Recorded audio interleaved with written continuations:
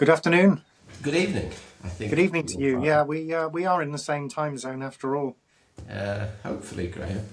Yeah, at Right. least according to the lines of longitude, if not in our headspace. Oh, Which hello. maybe is the thing, you know. I mean, well, we're going to talk, listeners. You've had enough of our small talk.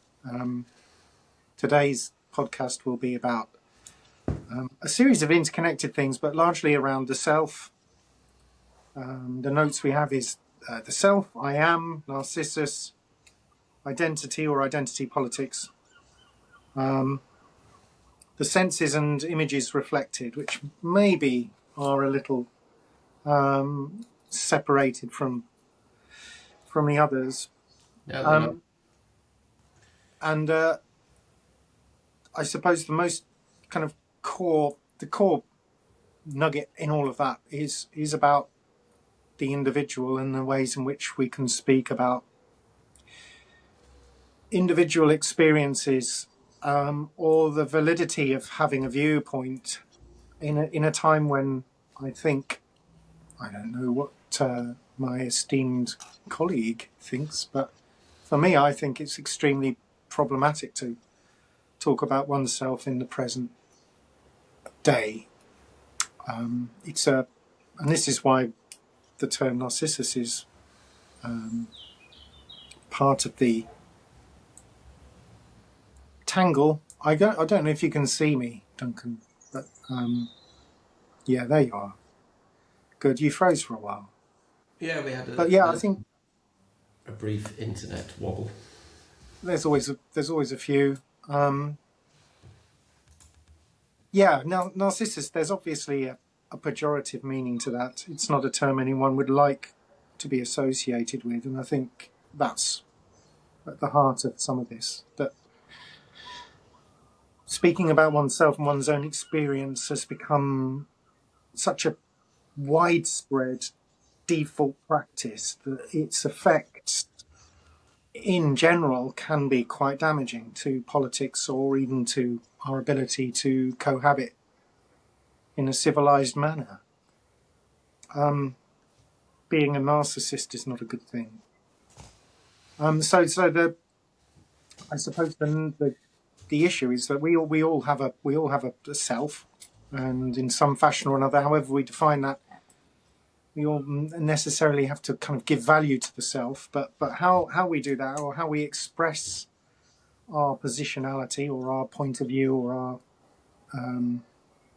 emotions and sensuousness is I think very difficult in the present day.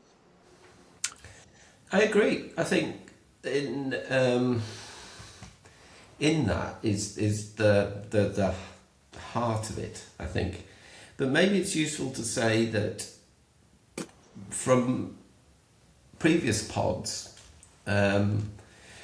I suppose to an extent it's pretty self-evident. You're a writer and you're not working with a publisher, to the best of my knowledge. You're no longer an academic, to the best of my knowledge. I am still, I'm an artist, but I still have a teaching position in Norway, 20%. But what I wanted to kind of draw everything around really is no one's telling you to write then. It's not like you're commissioned to write or you have an academic necessity to write. So it is by definition a self-defined activity. It's you who's saying, okay, I want to use writing as a way of, and you talked really well about it the other day, about it's how you live, it's how you are. And there's a notion that you want to communicate something through writing. And I'm exactly the same through painting, mainly painting. So it does put an emphasis on the I straight away, I think. But my experience of that is it's a very particular construct because there are other cultures, and I've spent a lot of time in Russia with a generation slightly older than me who grew up with a very different notion of what it meant to be I. And one of the things that struck me early on was they say, God, you do talk about yourself a lot um, in that first person. And we had really long conversations about this. I've kept going, Graham, at this point. I think the Yeah, internet, yeah, yeah. but I froze it. one of us did. Anyway, back to this notion of the I. I think it's the worst. Do you remember the first time when you kind of felt I am? I think I do have a really strong sense. I can't remember, probably before one age, recognizing I am. And it's the worst, in one way, one of the worst things you can have is a notion of I am. I think it's the hardest thing. But I think that's very particular to us. We talked last week something about a kind of it's pretty Church of England background, and the education I went through, particularly towards the end of school, but absolutely through art school, was all focused around the I. How do I feel about this? How do I want to do this? How do I want to develop this?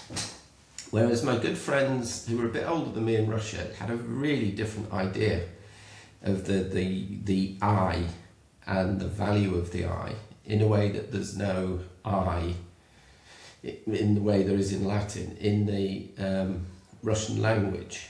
And, clearly communism promoted a very different idea of the role of the individual, which used to make me it was the first time I ever thought differently about this notion. And to say, it's, in terms of my experience teaching art, it's to the idea that everyone, rightly I think, has the opportunity to make those decisions, ask those questions for themselves. But it's a nightmare, an absolute nightmare. How do I know, in a way that, is this going to be productive, or is this going to produce something? And of course, the first thing the I recognises, the self, is incredibly fragile and precarious and awkward and difficult, and that in itself, I think, raises something that those headers you gave us. For me, it's in all of that, because there's no, for me, collective bigger notion of how to kind of measure that, given I don't have a political affiliation that might give me some security, or a kind of spiritual religious affinity, which again would deal directly and indirectly with that notion of the I. So I think our backgrounds are fairly similar. Yes. Yeah, I mean, we come from the same, Yeah. broadly speaking, the same social Yeah. environment, at least, kind of professionally. We're obviously both products of the university system, and we find it quite natural to talk about. I don't quite know what the I means in relation to the self, but I would use the term the self. We're used to it, and it's probably quite a common way of speaking now, because of Absolutely. the massification of higher education. Every undergraduate in social sciences, apart from maybe economics, becomes exposed to this language about the self. It's not just that there is a self, which is kind of self-evident, but that it is the kind of place from which one then makes sense of the world. And I'm quite ambivalent about that. I mean, I think there's a disciplinary distinction between social sciences and art, because art is, in some fashion or another, about self-representation in a way that Yeah. social sciences aren't. Nevertheless, a lot of the kind of, I mean, I was thinking as you were talking. I wrote a short kind of response piece to a visit to the Tate Modern that I sent you maybe Remember. about 18 months ago, and the thing I was really trying to express was a sense of absolute indifference to all of the art at the Tate Modern and on the day that I visited, because it just seems so excessively self-obsessive, so self-obsessive. Every piece of art that I saw was in some fashion or another autobiographical. It's about the author's feelings, or the author's body, or the author's gender, or the author's identity, to use the obvious catch-all Yeah. phrase. And it was quite cloying. And actually a little bit irritating, because actually most of these people seem to move between being what used to be called posers in the 1980s, or vainglorious, having these kind of Yeah. really heavily inflated heavily inflated ideas about their own self-worth, and it made the art look really feeble. Yeah, and I So think you. I don't know whether the question, if I was teaching art, which I'm not, I would want to say to the students, stop worrying about yourselves and your fragility or your complexities and so on. You're just a human being. Everyone's like that. All people are like that. You're not special. You're not a little individual snowflake with beautiful filigreed flakes of crystals. You're just another person. So do something that isn't you. Do something that is engaging with other people who are equally valuable.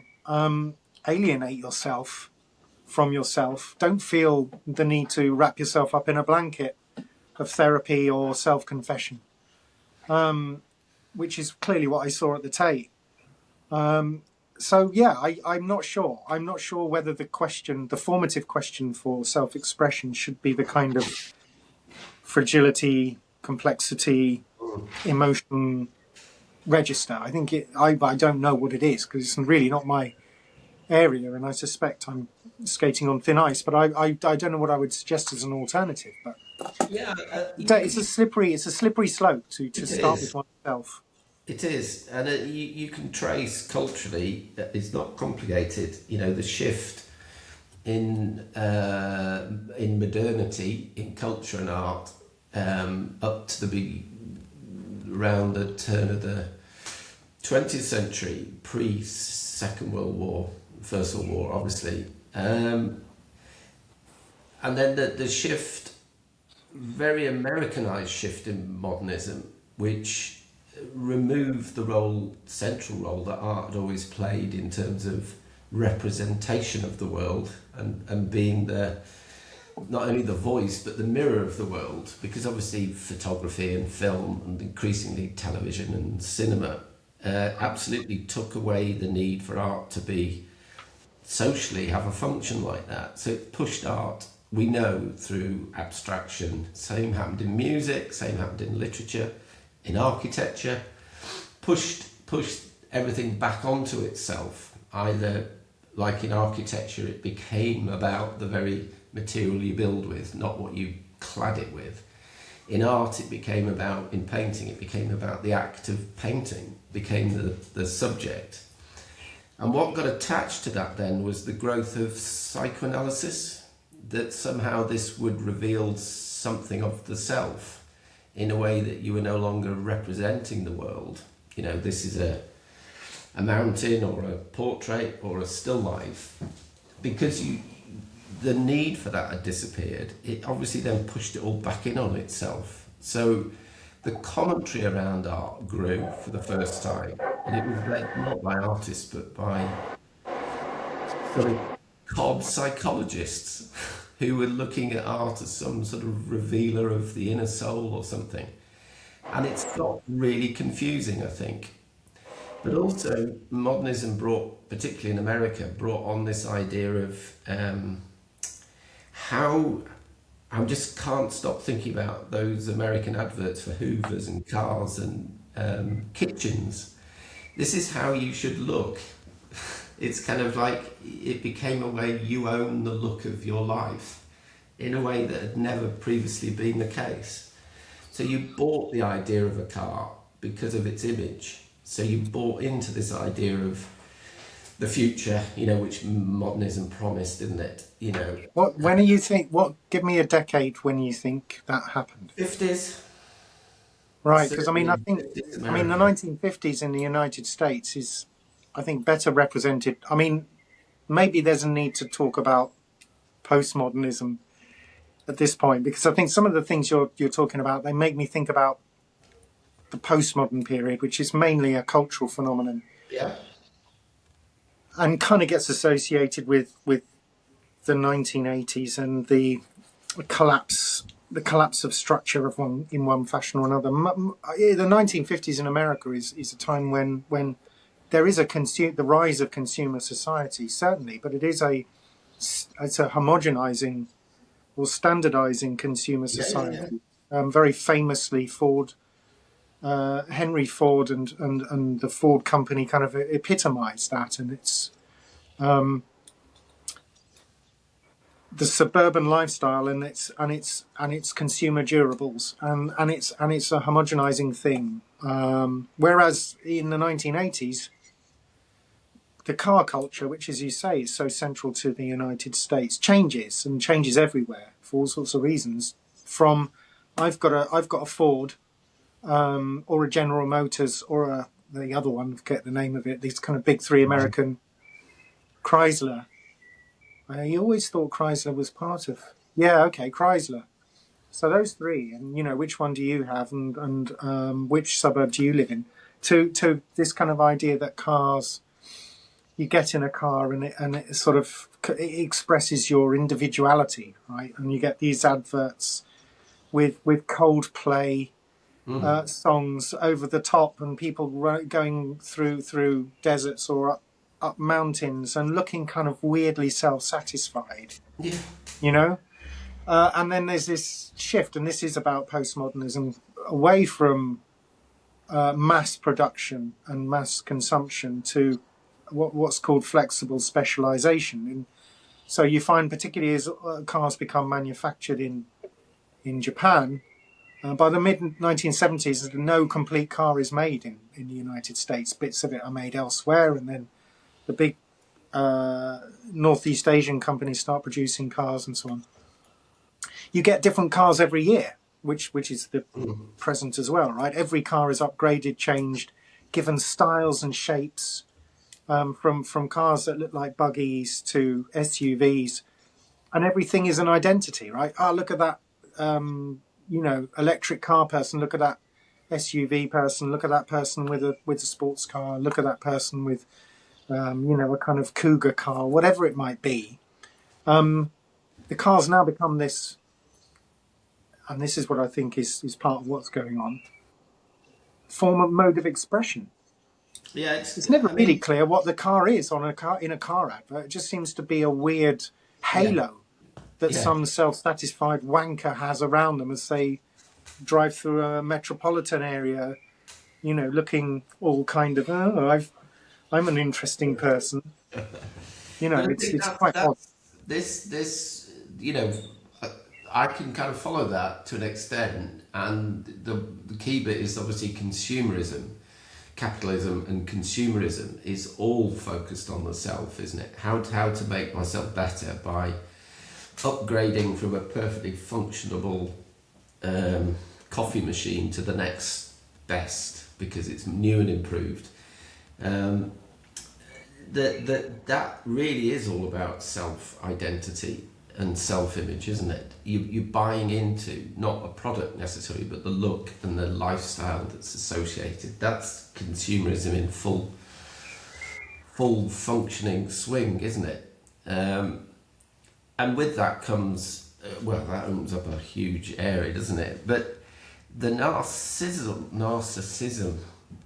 associated with that, I can't detach from. Obviously now I don't use social media particularly, but clearly, the idea that the world is there to be consumed as an image of itself, and that's the thing you own, and you presumably want to share with your friend group or whatever it is.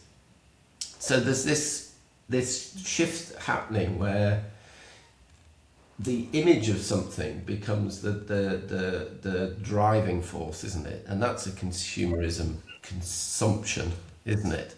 And I read somewhere one of the definitions of something about the time we're in at the moment is our ability to produce and consume images of ourselves is one of the most key motivating to be seen in a certain way, consuming the world. It's the thing that we did a whole piece of work with a group, students and others in Norway about, for example, the way that Visit Norway, Visit Bergen, is kind of has produced this image of itself that you do a Google search and it's kind of just replicated infinitely.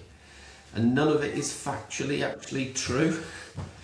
And this idea that you get to Bergen and it's raining, it's not beautiful blue sky, and people get really pissed off, because they wanted to buy into this image of something that they'd watched on YouTube, they'd seen it, on endless adverts, that the tourist business clearly has to function on.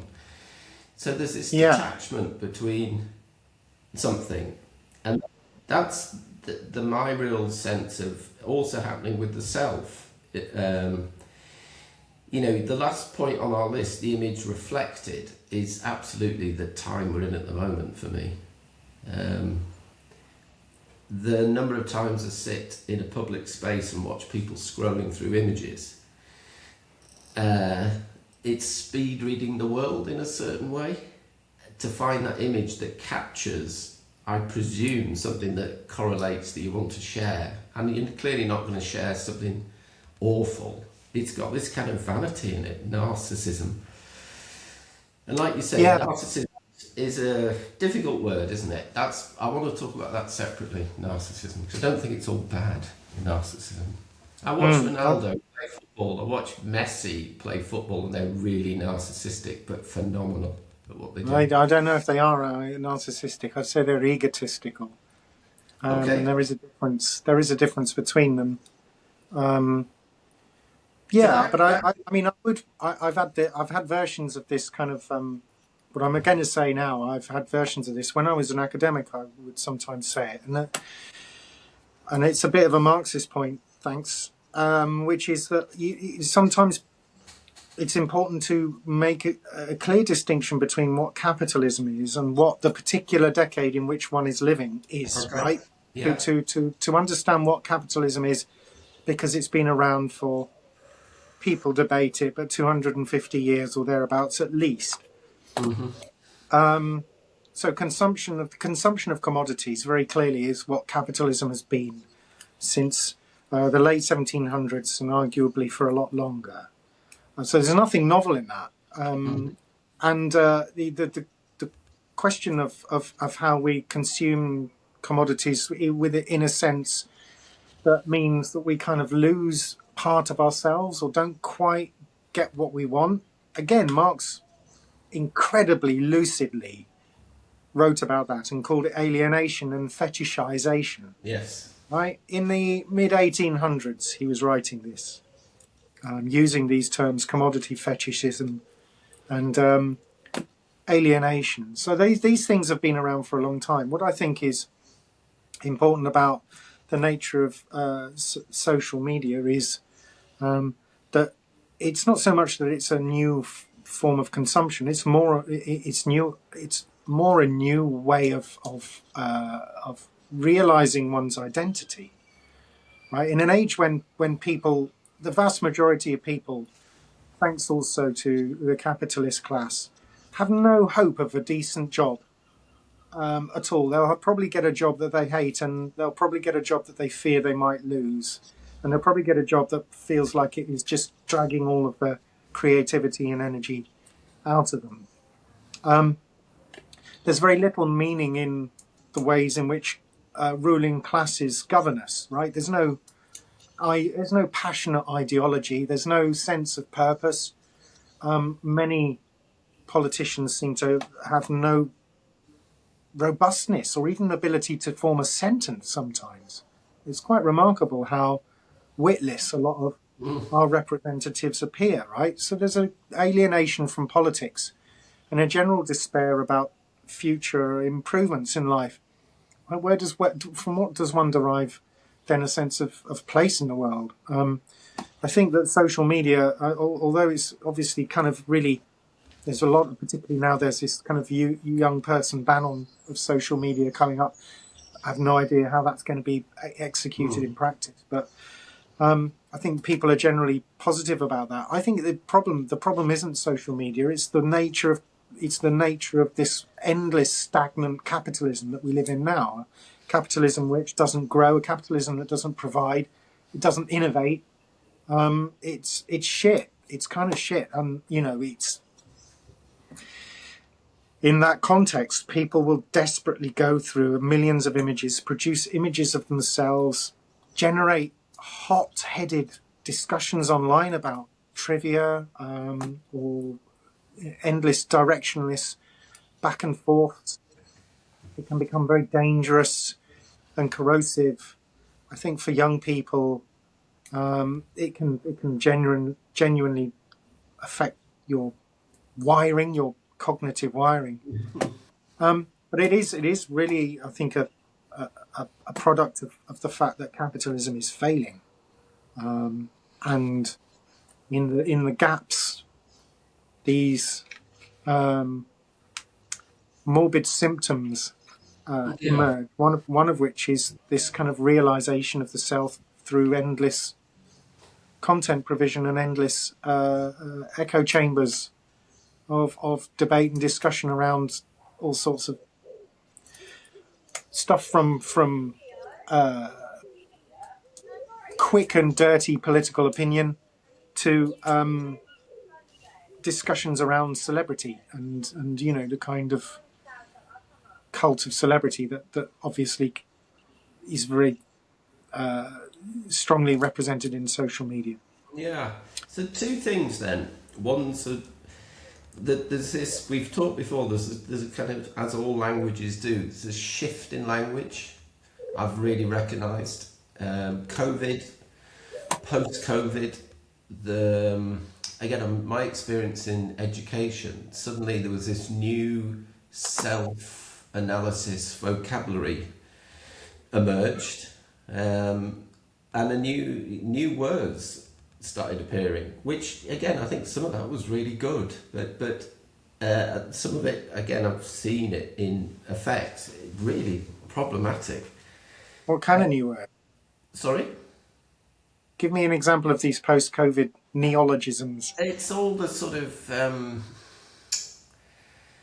neurodivergent isms that suddenly mental health issues and self-help language, which clearly has been kind of scraped from various online sources, which is a real shift in identity, isn't it? An identity, language, and politics, and sense of self. But the other point from what you were saying is, do you not think there's this very self-conscious ethical question about our ability to talk in any way about other people other than ourselves, for all the in many ways good reasons, about all the histories that we belong to, of it was your subject, I know it was, Graham, but there is this kind of nervousness about being able to talk about somebody else in a very simplistic way. Of course we can, but with it comes this sort of anxiety about, I don't want to offend you, and then we've got this kind of weird woke gaslighting kind of culture,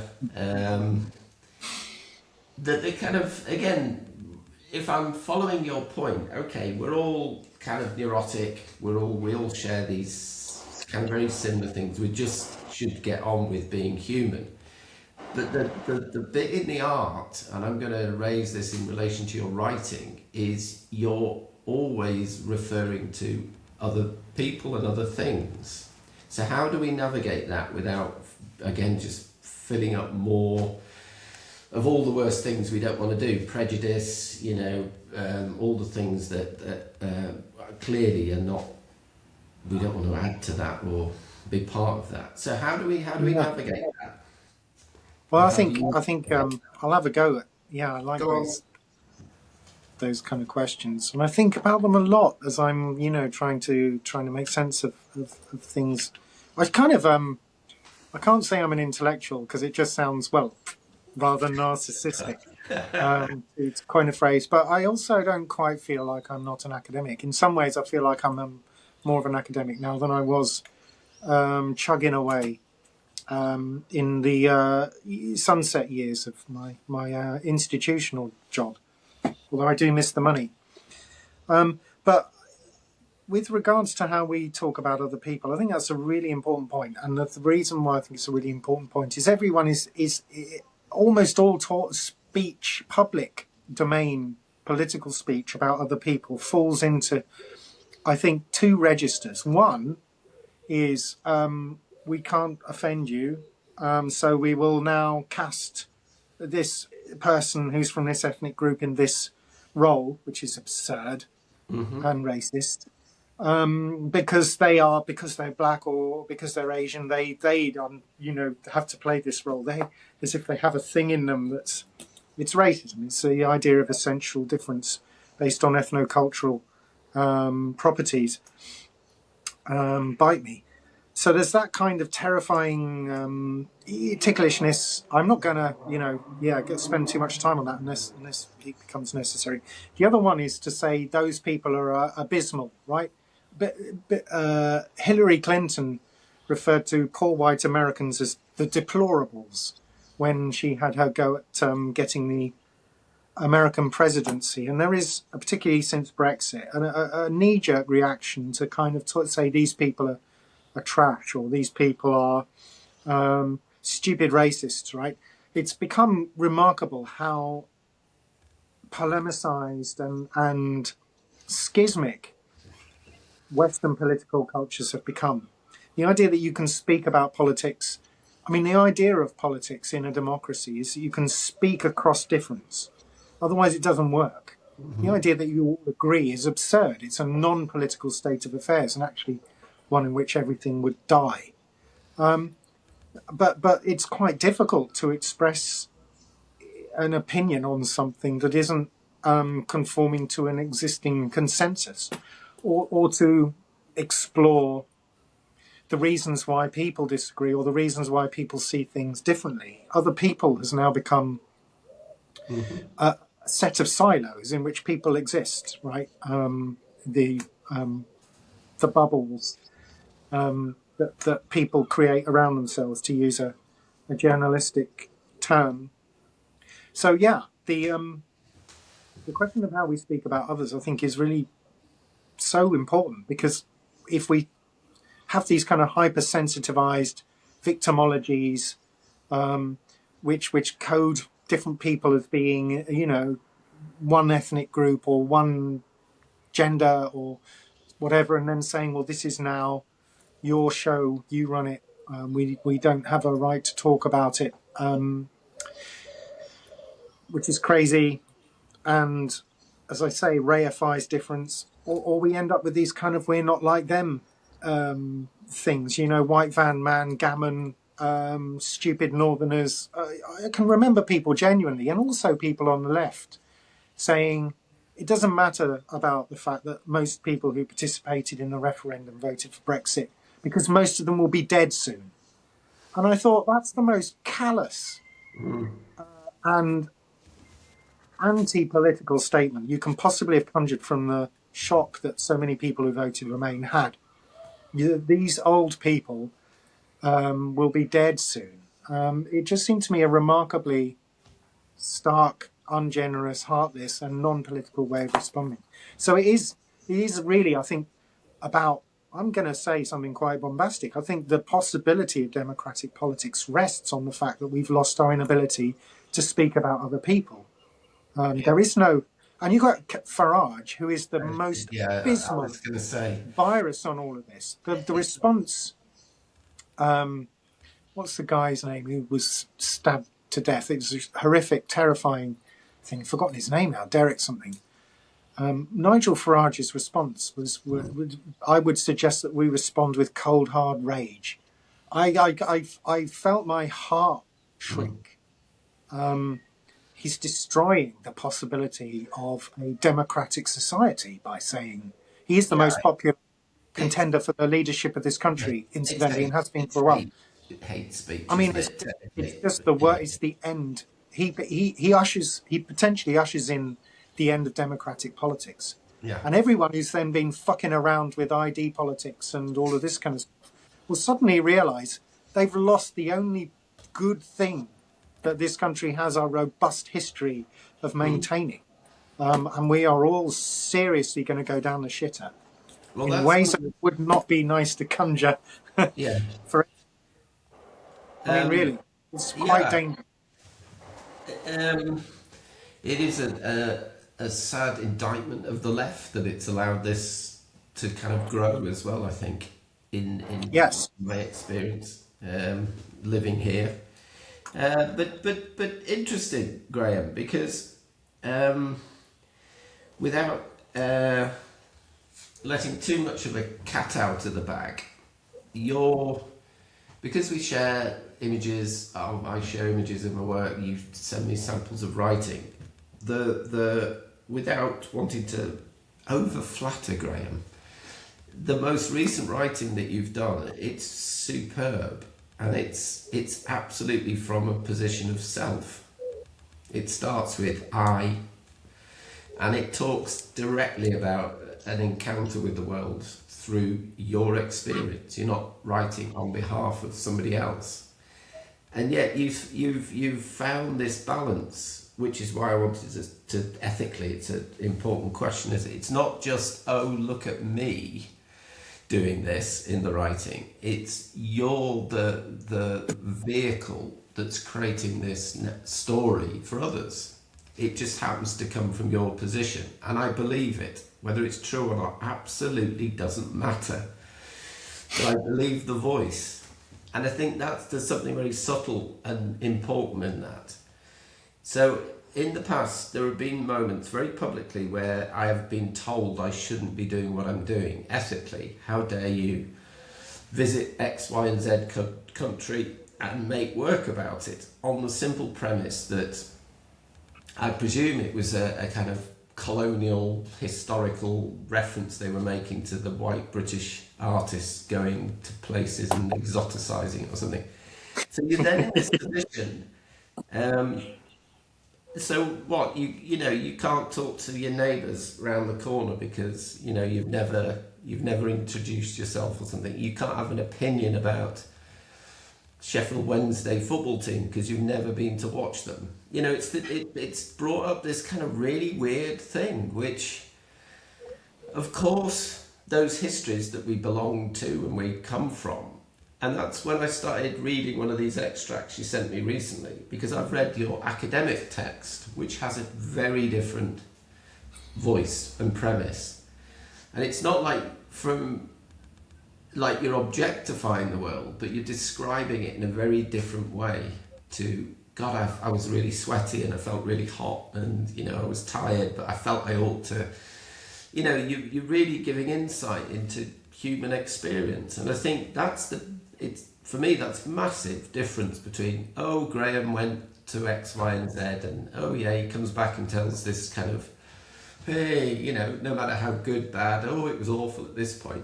It's not this, you know, to use the lazy term, it's not just some like exotic tourism or something, you know, which we know the politics of that, the detachment where you just see the world as like I was saying, you can just go and look at things and say, oh yeah, that's amazing. Oh, better do a selfie to send to my friends. I'm here. You know, it doesn't mean anything. I'm being critical of something that I just can't believe. So that you're Yeah. detached. So again, this image reflected substitutes in experience in the sense of exactly what your writing was addressing was a real human encounter with the world rather than just, oh, look at this. And I have to then, you know, just believe this mirror that you've put up as some kind of reflection of something. It's insight. It's about human insight, and that's always been, my issue with photography. I still feel like I'm in some weird kind of beast in a cave when somebody points a camera at me and I say, stop, I don't want you to. What? It's like, well, it means something to point a camera at something, and I think it's so part of human behaviour now. Certainly in my experience of being out in the world, it's just what we do. And I think I'm going to mirror that to your collapse of, what did you call it? Democratic Policy, probably. Yeah, functioning society. Mm. That at worst, it's just the world's there just to be an image of itself. Yeah. And you consume it in this trite, facile, superficial way in which once you've done it, you look at it and that's it. And again, watching somebody scrolling through hundreds and hundreds of images, what does that mean? What's that about? Yeah. Yeah. I mean, it's a compulsive. Arguably, I mean, when in its extremes, it looks at least like a compulsive disorder. I mean, it's a searching for something, isn't it? And it is thoroughly It's degrading. I, clear, I it's, think, it's clearly a reflection of something. Because that's all an image can do. It can just reflect back to you something. yeah, The shallowness of the idea of that, if it's used as a kind of aid memoir for something, brilliant. It just opens the door and lets you out. But when it just stops the world like that, it's all you can do is just, well, all photography can do. It just reads light off objects. But if you watch your adverts in between the football now, the camera will fill in all the gaps for you. It'll make you smile when you're not very happy. So you can, it'll just press a button and suddenly Graham's smiling. That's AI, right, image right. generative software.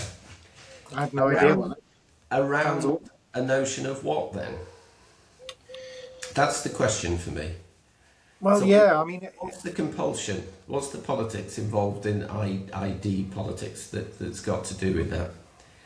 I think. Well, I think the One of the dogs when we has talk about identity, there's a need to. I mean, everyone has an identity in the sense, literal sense, that they are a unique individual, and that's obvious. With regards to the phenomenon of scrolling, I think it folds into a series of other day-to-day practices that a lot of people just take as normal life, which might involve gaming. It might involve streaming. It might involve virtual reality goggles, and Come on, kind of a Graham. lot of Let's flip yeah, but let's flip the coin, because if we're ethically back to what we talked about, what do you use your phone for then? When do you take images, and do you scroll? Do scroll, whatever that means. So I no, know not really. No, I don't. I don't like it. I'm a person of the book. I To know. use So the phrase, when do you I take can't a really do photograph then? scrolling. When do you take a Pardon me. photo? When do you take a photograph then? Because I know you do. Very. I yeah. I mean, I don't really take many photos. I take a few photos of the dog and of the sea, and then occasionally I'll take a photo of something that may end up being a route to something that becomes something I might want to do work about. What even is that? It's me renewing my Sheffield United membership. I took a photo of that because they're awful. Sheffield United's tech systems are awful. There's a picture of me going to sleep on my books. I mean, they are. There's not many. I don't really take many pictures. Yeah. I have a proper camera with a film roll, and I use that precisely because it isn't digital. But I mean, that's another thing. I think the point about these virtual reality goggles and scrolling and the universality of the image and the fact that everything can be drawn to your attention simultaneously does speak to the social psychology of narcissism, because narcissism, which is actually a diagnosed mental condition, whether that's a good idea or not is another matter, but it does involve this idea that you have a kind of global, you have a God's eye view of the world. You become, narcissism is feeling like you're some sort of demigod, right? You have a sense of entitlement, and you have a fantastic perception of your own abilities and your own powers, and that comes with video games where you shoot millions of people, or you travel thousands of miles across all sorts of territories, and it comes with social media where you can connect with millions of people and you want tens of thousands of likes, and you feel like your opinion is the greatest opinion ever, and you're not really interested in anyone else's opinion. So it produces it, and you can access everything, So it produces these egos, bloated egos, unwieldy egos.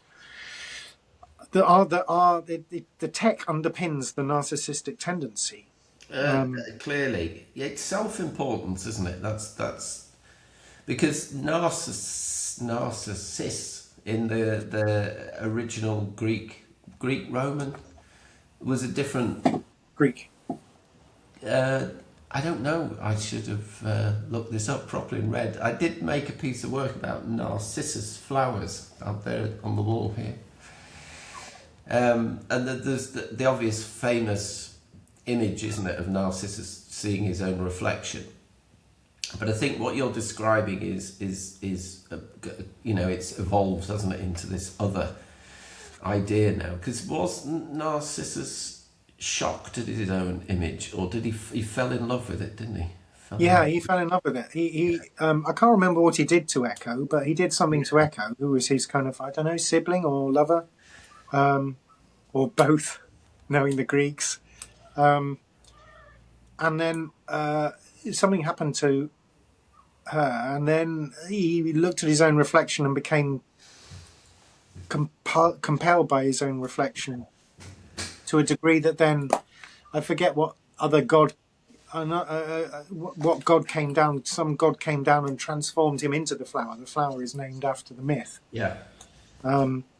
So he becomes kind of transfixed by his own reflection. The judgment is that he's kind of, he's morally failed. Yes. In becoming that state. It's to do with falling in love with an image, which is at the root of a lot of Christianity, isn't it? That's the schism in all religions, is the idea of representation of the world or not. A narcissistic one, though, is it? I mean, if you to give Christianity its due, it has certainly made people feel shit about themselves. I mean, there isn't really. I mean, throughout all of I can't think of it. Christianity is all sorts of things over time, but I'm struggling to think of a time and a place where Christianity was narcissistic. No, I agree with that. I think this more contemporary idea that you're talking about is about being, well, we have the self, but it's about being selfish, isn't it? I think, which is a very unchristian condition, isn't it? Yeah. To be preoccupied with yourself and not your family and neighbours and all that business. But I think that's the image is a huge part of where that's propagated now and absolutely functions in this culture, as it just makes people really selfish, I think. Of course there's a great generosity about sharing images and so some of that, but at root they're not like my understanding of what an image is. There's something else. It's so superficially connected to this idea that what an image can be. So there's something absolutely shifting, and with that comes this language, which is probably not language anymore. It's more like symbols and emojis and behavioural things that are represented through this real shorthand, Yeah. which is sort of the other way. Identity politics in art destroyed art at one point because it just made it so selfish. My art education was right between a sort of the end of a traditional academic, it's French academic idea of learning to make art, that then got caught up in post-structuralism and the breakdown of language, and this real shift into the work has got to be, as you described at the beginning, autobiographical. It's got to reference the self. It's got to be a self-exposure. And people went off reading all these sort of theory models, which nothing to do with art, that became kind of attached to art. We've talked before, if you go to any of the major museum galleries in the world now, all the big biennales, they use this language that's so detached from actually art. So art gets imbued with this kind of nonsense for me, which is all to do with the identity politics, really. I'm using that very generally. But so at the moment, I could give you a top 10, you can guarantee you're going to get into statements written by artists, written for art, all the Written funding, by artists or AI. yeah, more. All the funding is now uses this language. Yeah, yeah, yeah. In some way, No, and I yeah, did I've seen it. a I've seen it. shortlisting, and for a master's shortlisting, and I kept thinking, God, there's a discipline out there called social work, where you learn how to work with communities and people, and it has a very particular discipline and language and set of tools, and yet somehow artists have adopted this language of, I'm going to set up a greenhouse and grow organic vegetables to feed refugees, and you're going, that's disgusting. It really is a horrible idea of what art could be, but such a kind of wonky, superficial idea of ethically, it's just so wrong-headed, And I that's an actual example, so I'm not making this up. Yeah. And a lot of, again, this we were talking before a bit about how language has shifted, and this vocabulary that's come with it, about it's quite hard to talk to. Yeah, well, you've got kids and they've grown up. We're same here, and God, the battleground sometimes with language is really interesting. Yeah. I Get mean, it's called out. for using languages that are inappropriate. Yeah, or it's like, you've already said it. You're just therefore grouping those people together, and that's wrong. And Yeah. how dare you name people in a certain way, and who are you to Yeah. be able to? So but I think, well, we're good on time now. Okay. There's still something about the image that I haven't got to with this, so maybe that Mm. will filter across into other conversations. But if we were Yeah. being, our very dedicated audience had some great feedback, from all our subscribers, some really nice questions, came. Yeah.